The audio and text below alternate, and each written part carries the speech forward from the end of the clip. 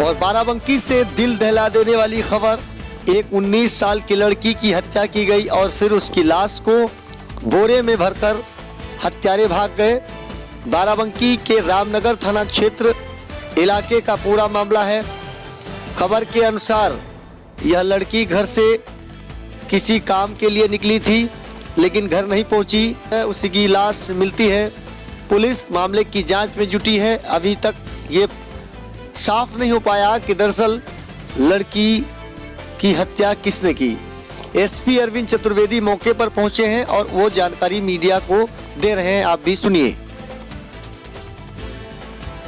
बताइए कि वो घर से बता के गई थी कि कुछ सब्जी नींबू वगैरह लेने गई हुई। उसके बाद से नहीं लौटी। खुलने के बाद इन्होंने थाने पर सूचना दी। इनकी तहरीर के आधार पर तत्काल 366 धारा का मुकदमा लिख दिया गया और इनसे भी जानकारी हासिल की गई कि इनकी क्या रिश्तेदारियाँ हैं, कहाँ जाने की संभावना है, लेकिन उस समय कोई जानकारी विकसित नहीं हो सकी।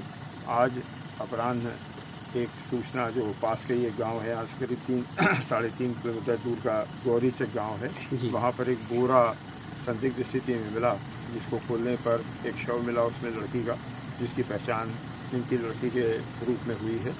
उसको पोस्टमार्टम के लिए भेज दिया गया है। उस पर चोट के निशान हैं बॉडी पर, उसे पोस्टमार्टम के लिए भेज दिया गया है और उसमें उचित धाराएं तरमीम करके अग्रिम कार्रवाई की जाएगी। क्या सर प्रेम प्रसंग का कोई मैटर है सर? जानकारी अभी कोई जानकारी नहीं है इस संबंध में। जैसा भी विकसित होगा लड़की का और घर वालों की जो नंबर है उसके आधार पर जो चीज़ विकसित होगी उस पर कार्रवाई की जाएगी। Thank you sir. और इसके अलावा बाराबंकी से बड़ी खबर, फर्जी दस्तावेज तैयार कर जमीन बेचने की कोशिश में 5 लोगों को देवा पुलिस ने गिरफ्तार किया है। यह लोग एक वैज्ञानिक की खरीदी सन 86 की जमीन को आधार कार्ड बनाकर उनके नाम की जमीन को बेचना चाहते थे और जब खुलासा हुआ तो विक्रेता हैरान रह गया और इसकी सूचना असली विक्रेता को दे दी गई। और सबसे अहम बात ये कि इसमें 5 लोग हैं और एक कथित तौर पर वकील बताया जा रहा है, जबकि एक बुजुर्ग और 3 अन्य लोग इसमें शामिल हैं। पुलिस अधीक्षक ने बताया कि जब इस पूरी वारदात में जो विक्रेता था वो खुद जमीन के विक्रेताओं के साथ गाड़ी में बैठकर आया, तो उसे शक हुआ कि आखिर विक्रेता इतना बड़ा आदमी इन लोगों की गाड़ी से कैसे आ सकता। अगर वो मालिक है तो अपनी गाड़ी से आते। और उसके बाद क्रेता ने असली विक्रेता को जब फोन किया तो वो हैरान रह गया और फिर इसका पूरा खुलासा हुआ। कुछ तस्वीरें पुलिस के पास हैं जिसमें इस बुजुर्ग के द्वारा बार बार फोटो और उसके पोशाक पर भी पुलिस ने गहनता से जांच की कि आखिर बढ़िया लल्लनटाप पगड़ी और कपड़े पहनकर जमीन बेचने जाया करता था। लोग को एक शक नहीं होता था कि आखिर वाकई इतना बड़ा आदमी जमीन विक्रेता कैसे हो सकता है।